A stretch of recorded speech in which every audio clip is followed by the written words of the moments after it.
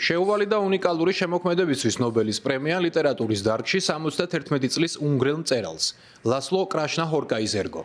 ნობელის კომიტეტის შეფასებით მან ჯილდო მისი დისტოპიური და სურეალისტური ნამუშევრებისთვის დაიმსახურა, რომლებიც ხელოვნების ძალის წარმოჩენას აპოკალიფსური საშინელებების ფონზე ახერხებს. უნგრელი მწერალი 1954 წელს უნგრეთის პატარა ქალაქ გიულაში დაიბადა და მკითხველს თავის ადებიუტო რომანით სატანტაგო გააცნო. ნაწარმოები გვიყვება სოფლის ნგრევის შესახებ, რომელიც ძალიან ჰგავს მწერლის მშობლიურ ქალაქს. სატანტანგომ ლიტერატურულ ჯილდოებთან ერთად კინოინდუსტრიაშიც დიდი პოპულარობა მოიპოვა. 2012 წელს ბელატარმა წიგნზე დაყრდნობით ამავე სახელწოდების 7 საათიანი ფილმი გადაიღო და ის დღემდე კომუნიზმის დაცემის სანიმუშო ილუსტრაციად რჩება. კრაშნა-ჰორკაის ლიტერატურა ცნობილია მისთვის დამახასიათებელი ვრცელი, ინტენსიური წინადადებებით, რომლებიც ხშირად მთელ ამბავს იტევს.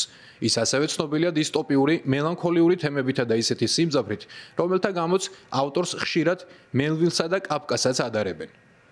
პოსტმოდერნისტი მწერლის შემოქმედებაში მნიშვნელოვანი როლი აქვს ადგილებს. მისი მოგზაურობა უნგრეთიდან ბერლინამდე, მოგვიანებით კი აღმოსავლეთ აზიაში, ჩინეთიდან და მონღოლეთამდე ერთგვარ შთაგონებად იქცა ნაწარმოებებისთვის ურგის ტყე და განადგურება და მწუხრი ცისქვეშ.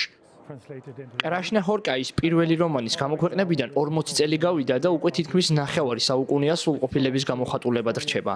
ის წლებია ერთმანეთზე უფრო გამორჩეულ ლიტერატურულ შედევრებს ქმნის და ეს აუცილებლად უნდა აღგვენიშნა. მას აქვს განსაკუთრებული უნარი, რომ ნოველაში აღწერილი სამყარო რეალობად აქციოს მკითხველისთვის. გულისხმობ, რომ მკითხვისას მისი სამყაროს შუაგულში აღმოაჩენ თავს. ამის გაკეთება ცოტა ავტორს შეუძლია. განსაკუთრებული პოპულარობა სატანტაგოსთან ერთად უნგრელ მწერალს წინააღმდეგობის მელანქოლია მოუტანა. კიდევ ერთმა ნაწარმოებმა, რომლის ეკრანიზაციაც ასევე ბელატარმა გადაიღო. ეს არის ამბავი წესრიგსა და უწესრიგობას შორის სასტიკ და მუდმივ ბრძოლაზე, სადაც ტერორის შედეგებს ვერავინ გაექცევა. ავტორი გვიყვება კარპატების ხეობაში მდებარე პატარა უნგრულ ქალაქში განვითარებულ ძალადობასა და ვანდალიზმზე, რომელსაც სამხედროები ვერ უმკლავდებიან. მათი უნარობა თავიდან აიცილონ ანარქია, დიქტატორული გადატრიალების შესაძლებლობას ქმნის.